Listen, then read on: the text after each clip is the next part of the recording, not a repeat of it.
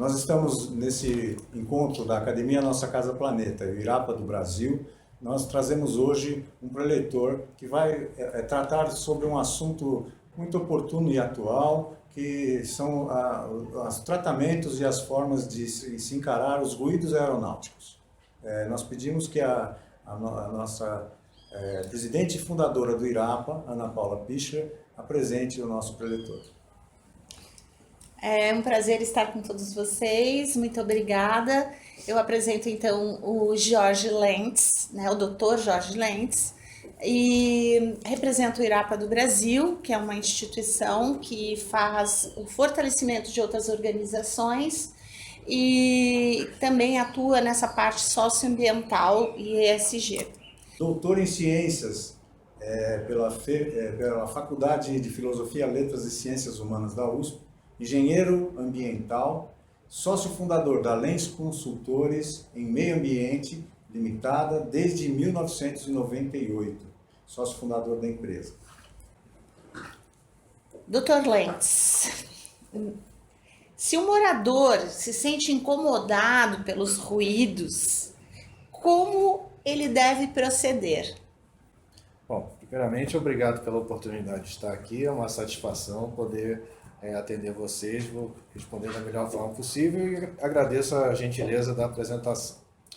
Bom, em relação a um indivíduo, um morador se sentir incomodado, no município de São Paulo a prefeitura tem um programa chamado PSIL. Então a pessoa pode se dirigir à prefeitura e algumas atividades são afeitas a serem objetos desse tipo de reclamação. Por exemplo, casa noturna, restaurante, enfim, empreendimentos tipicamente comerciais, o morador deve se dirigir ao PSIL para fazer a reclamação. No caso de reclamações industriais, ou seja, enfim, um sistema de entrega de grande porte, uma indústria que esteja incomodando o morador por conta dos ruídos, esse morador deverá se dirigir à CETESB, que é o órgão estadual que controla o sistema de meio ambiente, e a CETESB irá então procurar aquela empresa e fazer as ações necessárias. Além disso, o morador ele pode também, eventualmente, se dirigir a uma entidade de bairro e fazer uma reclamação mais coordenada com outros moradores, então ele não seria apenas um indivíduo reclamando, mas ele estaria representado por uma entidade. E esse tipo de reclamação tem muito peso e pode, inclusive, ter uma condução mais comunitária do assunto. Então, é muito interessante, porque são assuntos assim. Então, um morador, uma pessoa que se sinta meio incomodada com os ruídos e tal, geralmente ela pensa, deve existir uma normatização para defender esses interesses contrários. Então, é comum a gente ouvir assim, quais as legislações que uma pessoa pode se valer para fazer essa reclamação dos ruídos. Então, em termos legais, existe uma legislação específica para isso? Como é que o senhor vê isso? Excelente pergunta, com certeza. A base jurídica da normatização de ruídos é a resolução CONAMA, Conselho Nacional de Meio Ambiente, de 1990, a resolução número 1, que fala que os ruídos eles são legislados especificamente ou normatizados através da norma ABNT 10.151.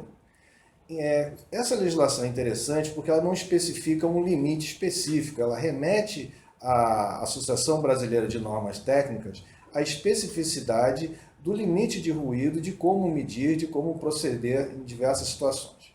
Então, especificamente a norma ABNT 10.151, que atualmente tem uma versão de 2019, trata especificamente de níveis de ruído em áreas industriais, áreas residenciais, áreas comerciais, etc., para o caso diurno e noturno, e trata de outras especificidades de como medir ruído, enfim, é uma norma bastante técnica que rege toda essa tratativa dos ruídos. Além disso, mais recentemente, a ABNT desenvolveu normas voltadas especificamente para o ruído de rodovias, ferrovias e o ruído aeroviário. Então, são as normas ABNT 16.425, A1, A2 e A3, para cada um desses casos, que então estariam enfocando os sistemas de transporte. Além disso, no estado de São Paulo, a CETESB possui a legislação, uma decisão de diretoria número 100, que trata de ruídos de sistemas lineares, tanto rodovias como ferrovias, e tem também uma outra normatização sobre vibrações, que é um assunto um pouco associado. E, finalmente, existe uma legislação internacional, que não é bem uma legislação, mas que rege os bancos multilaterais de desenvolvimento, que é do IFC de 2017, que trata do monitoramento de ruídos de longo prazo. Então, essa norma ela não é de obrigatoriedade no Brasil, mas nós conhecemos empresas que obtiveram financiamentos de bancos multilaterais internacionais e que foram obrigadas a se adequarem a essa norma internacional do IFC. Então, sem adentrar na parte técnica dessas normas, a gente tem hoje um arcabouço normativo técnico bastante completo, capaz de atender às mais diversas situações de fonte e receptor de ruído numa área urbana, numa área rural, industrial, o que seja. Existe uma certa cultura dos 60 decibéis, que isso seria uma medida aceitável para saber se o ruído está passando ou não do aceitável residencialmente. Mas essa medição por decibelímetro, essas coisas, isso funciona também para ruídos aeronáuticos? Bom, essa é uma pergunta. O 60, no caso, 60, se a área for residencial, no caso, primeiro a área industrial. A área industrial tem um limite de 70 decibéis diurno e 60 noturno. Então, dependendo do entorno do aeroporto, se ele fosse estritamente industrial, o 60 seria um limite adequado até para o caso noturno. Mas a gente sabe que em muitos casos os aeroportos brasileiros são rodeados por casas, então nós temos que atender o limite residencial, que é mais baixo. Além disso, você tem uma questão do ruído, que é o de longo prazo, que aí a norma ABNT também fala do ruído 24 horas, e você tem aquela exposição imediata, que aí é uma outra coisa sensível, porque qual é o tempo do ruído? O ruído ele não pode ser avaliado instantaneamente, ou seja, aquele instante que o avião passa, você dizer, bom, chegou, sei lá, em 80, esse é o ruído? Não é exatamente assim, é o ruído medido ao longo de um certo tempo. Então, por isso é que tem a normatização técnica ABNT 16.425, que ela fala da quantidade de vezes que você pode expor um morador a um ruído excessivo em número, mas que talvez por uma quantidade menor de vezes ele fosse mais ou menos aceitável. E também depende do horário que essa exposição ocorre. Ou seja, um avião que incomoda um morador a meio-dia é uma coisa, o que incomoda 3 horas da manhã é outra, mesmo sendo o mesmo nível de ruído. Então é uma questão bastante complexa. Um outro aspecto dos ruídos, no caso dos aeroportos, é que você tem uma situação que os aeroportos geralmente são circundados por vias de tráfego intenso. E essas vias de tráfego poderão não estar associadas ao ruído do aeroporto. Por exemplo, no aeroporto de Congonhas, a gente tem a 23 de Maio e a Avenida Bandeirantes, que são rodovias arteriais do município, até do estado de São Paulo, que provocam ruídos muito altos. Então tem um aspecto dos ruídos que a gente chama o ruído específico e o ruído residual. O ruído residual e o ruído total. O ruído total é aquele que você põe um aparelho, você mede, aquele é o ruído total, obviamente. O ruído residual é aquele ruído que não se refere à fonte que nós estamos falando. Então, se a gente está falando de aeroporto e a gente quer medir o ruído residual, se a gente pudesse fechar o aeroporto e ele não funcionaria naquele momento. Então, todos os outros ruídos seriam os chamados ruídos residuais, que seriam, no caso, o ruído das avenidas, que não é um ruído pequeno. Então, se a gente esquecer o ruído residual, estaríamos fazendo uma avaliação incorreta, porque o morador próximo, digamos, do aeroporto de Congonhas, ele já sofre um incômodo muito grande do ruído do tráfego, que não tem nada a ver com o ruído aeronáutico. Não dizendo que o ruído aeronáutico seja desprezível, mas que uma avaliação integral do assunto tem que levar em conta o ruído residual e avaliando se ele é relevante ou não. Em alguns casos será, como no caso de Congonhas, e outros poderá não ser. Dr. Lentz, é possível prever o impacto aos níveis de ruído de uma nova fonte antes mesmo que essa seja instalada? Sim, é possível. Primeiro nós precisamos saber qual é o ruído atual. O ruído atual, que quando a nova fonte existir, passará a ser o ruído residual. Então, se a gente já está numa área onde os níveis de ruído são excessivos e iremos acrescentar uma nova fonte, precisa haver então essa consciência de que só vai piorar. É uma coisa meio óbvia. Então, se essa área é adequada para receber uma nova fonte de ruído. Por outro lado, num local onde você não tem fonte de ruído alguma e você vai acrescentar uma fonte significativa, então aquele incômodo será muito mais intenso em termos relativos, porque você estará incomodando uma população que não está, digamos, habituada a receber esse tipo de impacto. Bom, a ferramenta para se avaliar ruídos de fontes novas é uma modelagem matemática. Então, existem modelos matemáticos onde você informa a intensidade da fonte de ruído, a sua localização e a localização daqueles potenciais reclamantes que irão receber o impacto dessa nova fonte. E essa simulação matemática, que considera topografia, condições meteorológicas e barreiras naturais, como a vegetação e edificações, essa simulação irá então dizer quais serão os níveis de ruído no futuro após o funcionamento dessa fonte. Essa ferramenta também é muito interessante porque nós podemos simular barreiras acústicas, ou seja, em se instalando, digamos, uma nova indústria, se a gente colocasse um muro de 10 metros de altura envolvendo aquela indústria, se aquilo seria suficiente para proteger os moradores do entorno. Tudo isso pode ser feito através da modelagem matemática antes que o empreendimento seja construído. Como seria possível reduzir os níveis de ruído de uma fonte de operação, de fase de operação? Certo. Bom, primeiramente, o ideal é sempre reduzir a intensidade da fonte propriamente dita, que é uma resposta... Só um pouquinho. O que seria uma fonte de operação? Porque a gente vai estar lidando com vários públicos, né? Então eu estou entrando um pouquinho na sua pergunta, justamente Sim. Porque às vezes fica muito técnico. Muito jargão, né? Claro, obrigado. Não, então a gente entra numa situação assim, o que é uma fase de operação? Né? Eu acho assim, entrar um pouquinho nessa situação não tão técnica. Senão vem uma conversa de médico que ninguém entende nada. Só médico. É importante a gente ter nesse ponto aí.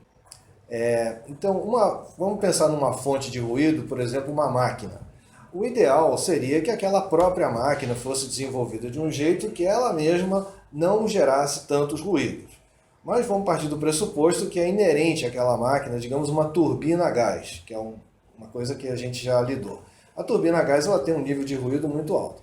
Porém, ela já pode vir, na sua própria concepção, encapsulada numa situação que o ruído que é inerente a ela será grandemente reduzido pelo encapsulamento que já é inerente da fábrica. Então ela já vem com um nível de ruído bem menor. Além disso, a tal da turbina a gás pode ser instalada numa edificação com paredes grossas e com isolamento acústico adequado, de forma que se protegeria o entorno e evitaria que o ruído da turbina a gás se propagasse para o seu entorno. É um exemplo.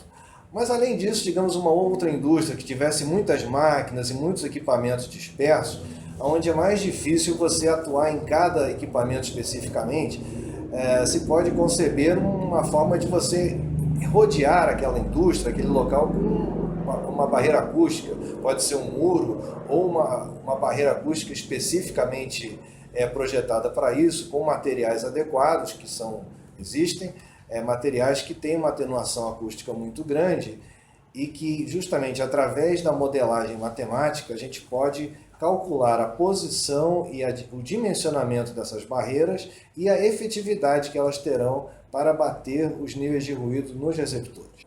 Que os receptores, explicando melhor, seriam as pessoas.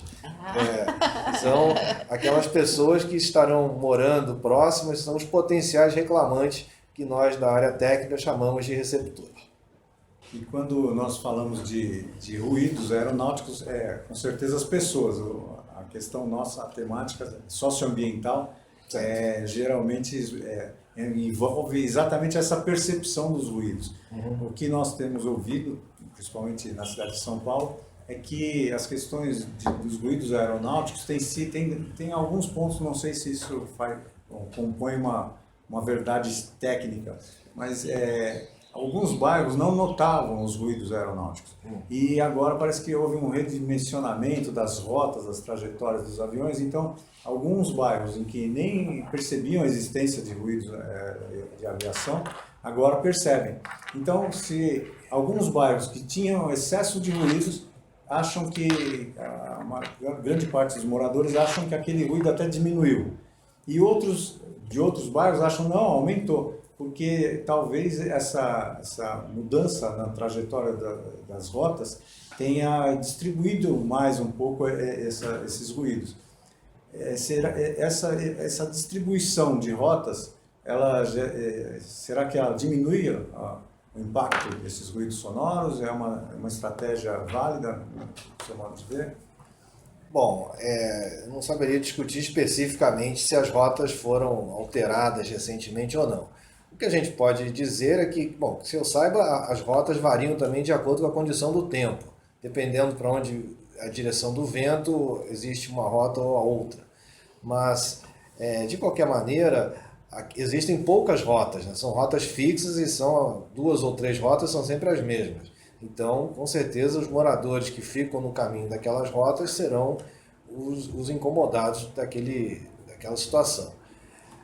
O que se pode fazer, talvez, é tentar distribuir melhor o tráfego aéreo, com a desvantagem que você aumenta o tempo que as pessoas estarão incomodadas.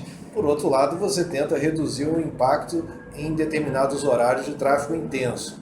Então, é uma situação que o cobertor curto, né? Você tira de um lugar e põe no outro. O que se sabe também, por outro lado, é que recentemente, de muitos anos para cá, o ruído aeronáutico ele tem reduzido unitariamente por avião. Quer dizer, os aviões mais modernos eles são uma fonte de ruído menor, menos impactante do que eram os aviões antigos. Então, talvez uma forma de tentar se controlar é haver uma exigência, um controle para que as aeronaves mais antigas não sejam utilizadas em áreas que há esse problema de conforto acústico. E seriam então usadas só as aeronaves mais modernas que têm um nível de ruído menor. Isso é muito importante o que você está falando, né? E uma coisa que eu acho importante também é saber um pouquinho do Dr. Ricardo, né? Que está na região lá de Congonhas, né? Sim, que a gente está assim com um foco no Dr. Lentz, né? E aproveitar que ele está aqui para falar um pouquinho sobre como você está vendo, né? Como está sendo vivenciada essa situação em relação ao bairro, né? Que está ali próximo, se você puder falar alguma coisa. Claro, inclusive eu vou emendar minha resposta com uma nova pergunta para o Dr. Lentz daqui a pouco. Vamos aproveitar da ilustre presença dele. Mas de fato, né, eu moro no Shopping Morumbi, perto do Shopping Morumbi, que é rota, mais ou menos. E o meu escritório fica numa travessa da Vila Santa Catarina, da Avenida Santa Catarina, que é super próximo ao aeroporto, né? Inclusive, recentemente até teve uma ação, né, uma ação civil pública, que tinha o intuito de impedir a licitação do aeroporto de Congonhas a fim de que ele continuasse pertencendo do governo, e o argumento era principalmente a questão do ruído. A maior preocupação era que fossem aprovadas rotas internacionais. Então, por hora, não teve sucesso essa primeira ação, né? Houve um pedido liminar para impedir a licitação que vai ocorrer, se eu não estou enganado, no mês que vem. Não houve sucesso e, então, em tese, vai ser privatizado mesmo, né? Se não houver mais algum outro imprevisto nesse interstício. Né? Eu, particularmente, já estou acostumado ao barulho, né? Acho que, inclusive, pelo fato, né, que houve o acidente da TAM, né, alguns anos atrás, e desde então não houveram mais voos internacionais, até onde eu sei. No aeroporto de Congonhas só há voos regionais, e isso diminuiu, na minha opinião, até significativamente o ruído sonoro. Só que agora eu aproveito a pergunta para o Dr. Lentz se realmente era a questão da diminuição do tráfego, que talvez, né, que assim vertiginosamente diminuiu, né, ou se era realmente, se existe uma diferença entre o avião que tem a capacidade de um voo internacional versus um avião que tem uma capacidade mais regional, ou se essa diferença é diminuta ao ponto que não é relevante a discussão. Ah, certo. Bom, o avião como uma fonte de ruído, né, em tese, quanto maior, pior. Então, os aviões de grande porte seriam uma fonte de ruído mais intensa. E a gente sabe, pelo menos que eu tenho conhecimento, o aeroporto de Congonhas ele não pode receber aquelas aeronaves de grande porte. Então, sempre, eu só tenho visto aquelas aeronaves de 100 e poucos passageiros, não aquelas enormes de 300 passageiros, eu nunca vi no aeroporto de Congonhas. Agora, nada impede que uma aeronave de 100 e poucos passageiros faça um voo internacional. Por outro lado, como o Brasil é um país enorme, eu não sei se a tratativa seria sermos contra os voos internacionais, mas sim a questão da distância, porque Buenos Aires fica muito mais próxima de São Paulo do que Manaus. Então, o problema da distância em relação aos ruídos, o problema é a frequência do tráfego e o tamanho das aeronaves. Então, como eu disse, imagino que as aeronaves de grande porte não possam mesmo funcionar no aeroporto de Congonhas, e o que os reclamantes deveriam almejar é uma redução na quantidade do tráfego. Para onde o avião se dirige seria um assunto de menor relevância. Inclusive, teoricamente, se o avião decolasse, ficasse dando volta em círculo, não faria diferença nenhuma se ele vai para Buenos Aires ou se ele vai para pousar em Guarulhos. O ruído aqui em Congonhas seria o mesmo. Enfim, o enfoque é a quantidade de aviões e o horário que eles operam. O que eu sei é que de uns anos para cá houve uma melhora que foi o teste das turbinas dos aviões que não existe mais no aeroporto de Congonhas. A TAM, por exemplo, eu tenho conhecimento, agora chamada Latam, possui uma área distante no interior de São Paulo, onde eles fazem a manutenção dos aviões que antigamente era feito no aeroporto de Congonhas. Então isso era um incômodo muito grande que foi transportado para outro local. E o tráfego aéreo também tem um horário mais restrito do que era há anos atrás. Me parece que o atendimento é muito rigoroso. Às 10 horas da noite, se não me engano, cessam as atividades aeronáuticas mesmo. E durante muito tempo esse tráfego, esse ruído se estendia para horários mais à noite adentro, que então seria uma fonte de incômodo muito grande. Esse nosso encontro ele tem sempre esse aspecto socioambiental. Então, o que nós temos percebido é que a evolução, a inovação dos fabricantes de aeronaves tem procurado sempre minorar essa questão dos ruídos. Então, existem empresas aí investindo de vários formatos para que as aeronaves sejam mais silenciosas. Existe um aeroporto, se eu não me engano, Heathrow, em Londres, Heathrow, que opera agora parece que só opera com aeronaves com combustível diferente, ali, um biocombustível, alguma coisa assim. Essa diferença no combustível pode trazer também uma diminuição de ruídos, ou o combustível não está diretamente ligado ao volume ou à intensidade dos ruídos? Bom, eu não sou um especialista em engenharia aeronáutica, mas do meu entendimento, eu acho que o combustível pode ter muitas vantagens, mas no caso do ruído, eu não acho que faça diferença nenhuma. A turbina, ela tem, o ruído provém de uma rotação, enfim, a forma como a turbina funciona, e a turbina funciona daquele jeito porque ela precisa gerar propulsão suficiente para o avião se deslocar. Então, independentemente do combustível, eu acredito que a turbina vai funcionar do mesmo jeito, enquanto estivermos falando de turbinas a combustão. Se a gente pensar numa outra tecnologia, numa turbina de outra natureza, aí eu não saberia responder. Mas enquanto estivermos falando de turbina a combustão, eu tenho a impressão que o ruído é o mesmo. Como nós tratamos também de estratégias para o futuro, o que está previsto aí de alguma... as companhias de aviação já têm encomendas para os eVTOLs, né?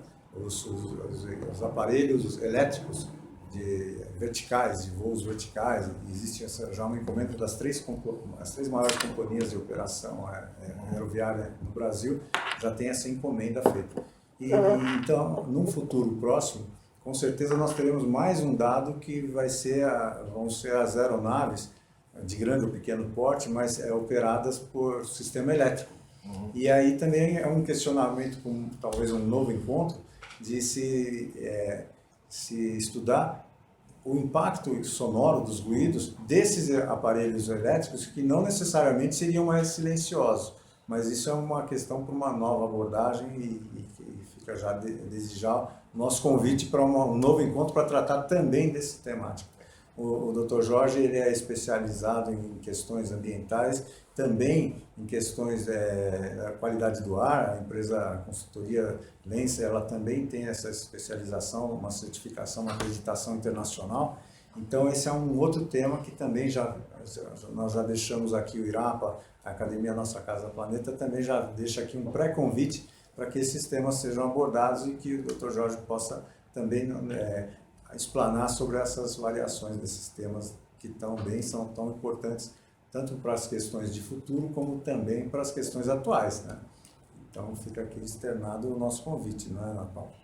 Sim, e eu, assim, para terminar, eu gostaria de saber alguma curiosidade, alguma coisa que saia do técnico e mais chão, né? Porque é sempre importante, às vezes, a pessoa comentar alguma coisa que tenha acontecido, que já que sua empresa é de muitos anos, né, e com sua experiência, se tem algum evento, alguma consideração em relação a algo mais prático que tenha acontecido na sua trajetória, né? 2 comentários. Uma situação que nós tratamos, que o nosso cliente era um hospital de grande porte aqui em São Paulo, que era vítima de uma reclamação de ruído. Porque a gente sempre associa o hospital àquela placa, silêncio. Quer dizer, você não fará ruído para não incomodar o internado. Nesse caso era o oposto. O morador vizinho do hospital fez uma ação contra o hospital e o hospital, vou dizer para vocês, é uma fonte de ruído significativa. O hospital tem ambulância que entra com sirene a qualquer hora do dia. Um hospital chique tem helicóptero que incomoda todo mundo. Exatamente. E tem compressores e tem um sistema de gás e de refrigeração. Caldeiras, Tem um monte de coisa. Então, o sistema de refrigeração de um prédio de grande porte como um hospital e o sistema de abastecimento de gases especiais é todo um negócio que gera bastante ruído. Isso fica numa área de utilidade no terraço do hospital, que nesse caso era um prédio alto, que era vizinho de outros prédios altos e que o coitado lá do apartamento ficava colado na saída do negócio lá. O Lefort? Oi? O Lefort? Não é esse não, Não é é? outro hospital. Ah, tá. Mas, Porque então, fica do lado, né? mas tem alguns hospitais em São Paulo são assim. Sim. Então, foi feita uma avaliação. No caso específico, o nosso estudo mostrou exatamente aquilo que eu tinha falado dos ruídos residuais. Por esse hospital estar numa área bastante central de São Paulo, com muito ruído de avenida, ficou demonstrado que os ruídos do tráfego eram tão altos que eles superavam o ruído do hospital. E também, na época que o morador fez a ação, após essa ação, o hospital foi motivado e criou um sistema de controle de ruídos. Ele fez várias barreiras acústicas, ele envelopou, digamos assim, aquelas fontes de ruído do terraço. Então, o incômodo ao morador reduziu bastante. Uma outra curiosidade também é que nessa ação foi solicitado, através dos advogados, que nós medíssemos o ruído no apartamento do reclamante. Porque a medida próxima é uma medida indireta. Se o reclamante ele reclama, a gente tem que medir na casa dele, para saber qual ruído que ele está exposto. E o reclamante não permitiu que nós adentrássemos o apartamento. Então aí a reclamação dele ficou muito diluída, porque prejudicada. O hospital estava disposto contratou um laboratório acreditado, que somos nós, e nós estávamos então procurando uma agenda que fosse adequada para ele e permitisse a medição no apartamento. Ele não permitiu, e o resumo de tudo que eu fui copiado nos e-mails posteriores é que o juiz terminou com a ação e considerou o assunto resolvido e que o morador estava implicitamente atendido, porque ele próprio não se interessou em dar continuidade através desse monitoramento. Ok, é isso. Existe um caso de um veterinário, e não sei se a gente poderia até abordar isso. Era um veterinário que reclamava muito. São Paulo é uma cidade cosmopolita, internacional, e nós tratamos também aqui nos nossos encontros de assuntos internacionais, como são os assuntos aeronáuticos e tantos outros. E então existia um veterinário muito incomodado com a operação de hospital, exatamente, porque era um hospital e ele tinha uma clínica veterinária que hospedava também os pets e que, segundo a visão de um veterinário, os cachorros sofriam muito com os ruídos de um hospital, exatamente nessas operações. E ele era beligerante, ele queria mesmo que acabassem as operações do hospital para que os animais pudessem ter um sono mais tranquilo. Então essa sopesamento, essa medição, essa conciliação dos interesses, ela tem que ser feita a todo momento conforme as inovações vão acontecendo. E certamente nós agradecemos a presença do Dr. Jorge, com todo o escritório que ele tem, o laboratório de pesquisa, de estudo não só dos ruídos, mas das questões atmosféricas, e que nós vamos precisar mesmo de várias abordagens para entender e tentar de alguma forma contribuir para esses momentos tão decisivos e tão transformadores que nós temos vivido. Bom, agradeço a oportunidade à nossa Casa Planeta e ao Instituto Irapa e me coloco à disposição para outras oportunidades. Muito obrigada, doutor Ricardo, né? Agradeço. Pela presença aí, e a gente vamos continuar para o próximo, né, Até Guilherme? o próximo né? encontro.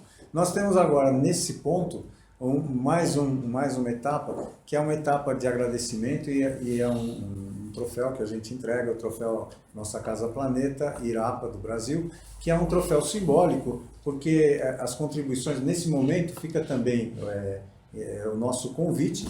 O Dr. Ricardo Turelli já é conselheiro do CODESG, o Conselho de ESG, ele é secretário-geral do CODESG, conselheiro da Associação Comercial, mas já fica também o convite para que vocês entreguem o quadro de conselheiros nossos para essas temáticas que vão ser sempre desafiadoras. Então, nesse momento, nós vamos fazer uma breve pausa e a Ana Paula Pischer vai fazer a entrega desse troféu e aí nós vamos fazer isso já naquele outro ambiente. Muito bem.